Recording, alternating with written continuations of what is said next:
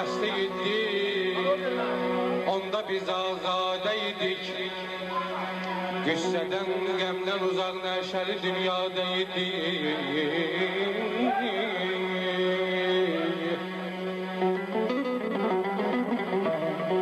Yerimiz xəlvət idi, özgə bir kəslər yox idi.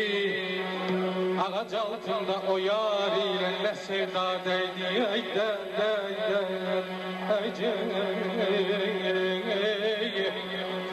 İlşirin Busə şəkər, məndə xumar lülqəmbər.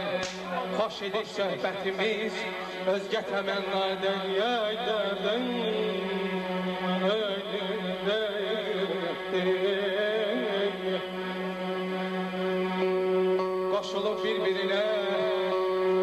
Qoşulub bir-birinə gəzməyə getdik Bakıya.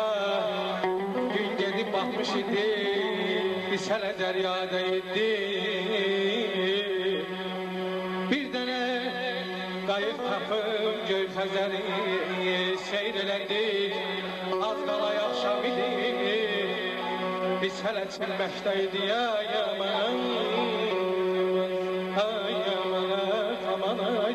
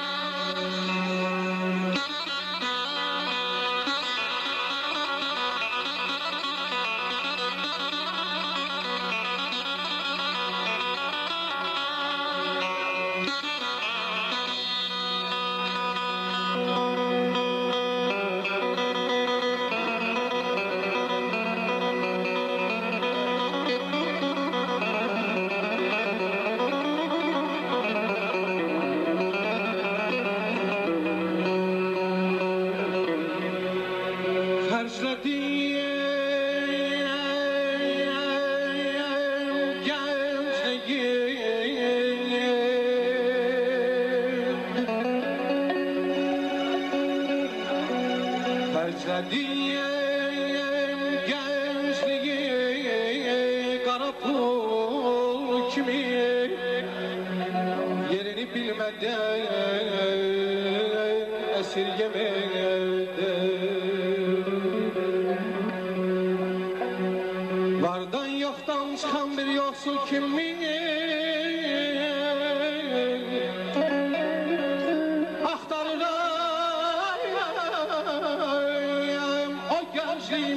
axtarıram mən. Kəftəmi nəşələr qucağımda mı getdi o gəncliğim? Kəftəmi nəşələr qucağımda mı getdi o gəncliğim, itdi gəncliğim? Gözəl xanımlarım dodağımda mı soyuq öpüş kimi qaldı gəncliyim? Ay gəncliyim, ay gəncliyim, ay gəncliyim. Əzinəm balam, bir də mən çalxıyım. Bir də mən ömür getdi, gün keçdi, cavan olmaram. Bir də mən ay aman aman aman aman aman aman aman